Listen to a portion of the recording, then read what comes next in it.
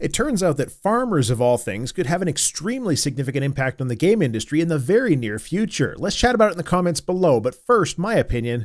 I'm Tarmack, and this is Feature Creep.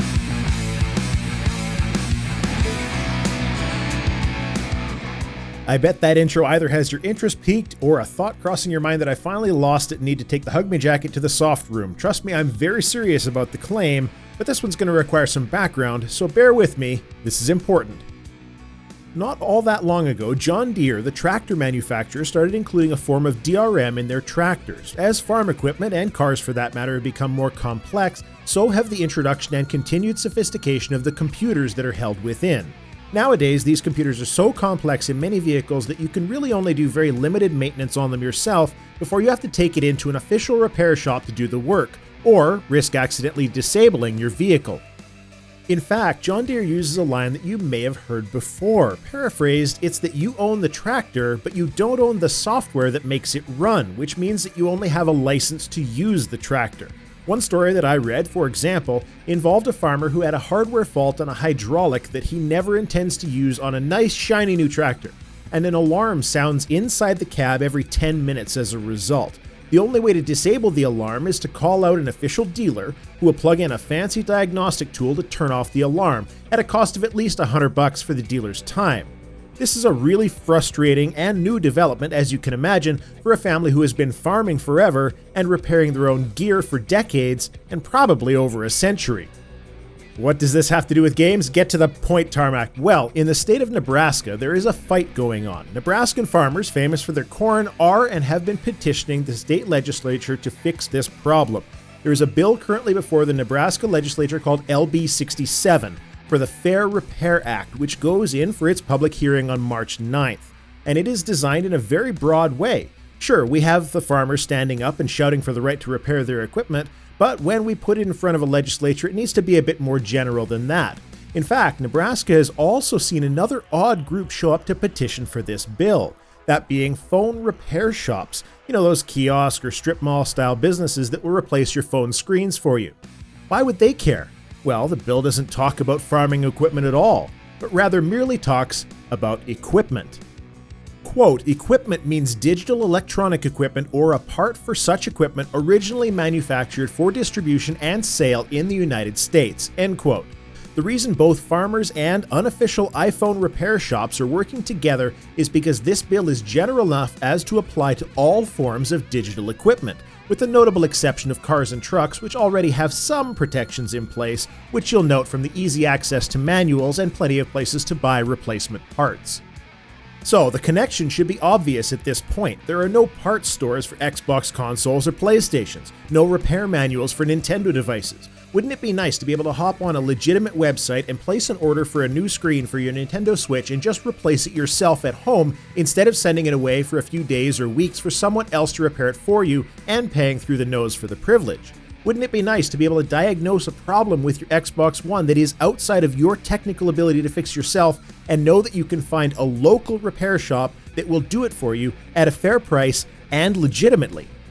We do not presently own our game hardware, at least not in the practical sense, as the system does nothing without the software that we are provided a license to use. Each of the three big manufacturers maintain lengthy end-user license agreements, which include the ability to brick a console remotely.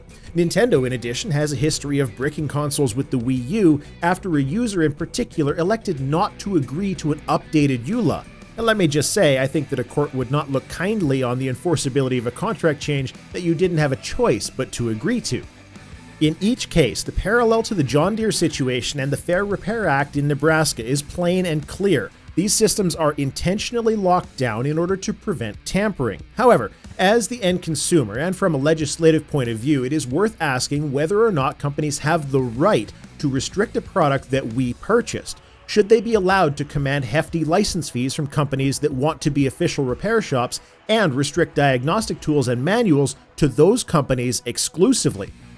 Now, of course, there is some opposition. Both Apple and AT&T are formally opposing the bill. The grounds on which they'll oppose it are unknown for the most part, but at the very least, it is known that one of the two of them, or both, will be arguing for the safety of the customer. This is because lithium-ion batteries are dangerous and glass is sharp. Not exactly the most convincing argument in my mind, but it was enough to convince New York not to pass a bill like this in the past. Of note, there's only one Apple store in all of Nebraska, so their heavy interest in this bill is certainly worth raising an eyebrow over. This has nothing to do with safety. It has everything to do with making money off of out-of-warranty repairs and reducing in-warranty repair costs. Why Nebraska? Well, there are a bunch of states that have been looking at similar legislation, including Illinois, Kansas, Massachusetts, Minnesota, New York, Tennessee, and Wyoming.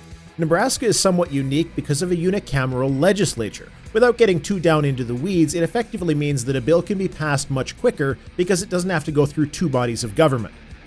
So, what does the bill do if it gets turned into law? Well, it contains clauses that demand original equipment manufacturers, or OEMs, whose products are officially sold in Nebraska, make parts, diagnostic tools, and repair documentation available to third-party repair shops and end product owners. In the case of this video, OEM would refer directly to Microsoft, Sony, and Nintendo. Hell, even Valve's Steam Link would be bound by it. It forces the OEM to offer fair and reasonable pricing for the repair information, tools, and parts, so they can't gouge end consumers, but give a great deal to their official licensed partners. And the diagnostic tools that they have to offer for sale have to have the same capability as the official tools, including such things as remote communication capabilities, so essentially, they can't remove functionality of these tools for the end user or the third-party repair shops. The bill doesn't force OEMs to divulge any trade secrets at all, and frankly, the only downside of the bill from a consumer perspective is that the civil penalty is set at not more than $500 per violation. That said, if a company does not provide this kind of repair information and tool availability, it could be argued that every product sold in a particular market is a violation, which could add up in a hurry. The end line of this particular bill is that if successful, we could see more widespread adoption of similar buyer protections. But even if that doesn't happen, companies like Nintendo, Microsoft, and Sony, just like Apple, who's currently a part of the lobbying opposing this bill in Nebraska, will be forced to make a decision. Stop selling in Nebraska, or make parts, repair manuals, and diagnostic tools available to independent repair providers and also to owners of the equipment themselves as well. And if we see the usual cascade effect, because once one state falls on issues like this, others always follow suit, it becomes an inevitability that companies simply need to follow the rules. Once this repair information and requisite tools have been made available in one location, given the proliferation of the internet, it would be difficult to stuff the cat back in the proverbial bag. I understand the desire to protect the investment in the design of significantly complex hardware. Inherent in this design is also a desire for the manufacturer to be able to provide repair services which allow for proper warranty protection that involves refurbishment. What isn't okay is when you lock the ability to repair behind exclusive contractual relationships with very specific repair centers and prevent the end consumer from being able to do what they want with the hardware they own. Not license, folks, own. Going on to say that you get a license to use the software the hardware must use in order to run is the same thing as saying we don't own our hardware, and that's not fine. It's not acceptable, and if this bill in Nebraska and several other states, championed by the damn farmers of all people, gains any traction, we might see a nice little expansion back to what should be normal in ownership of video game hardware.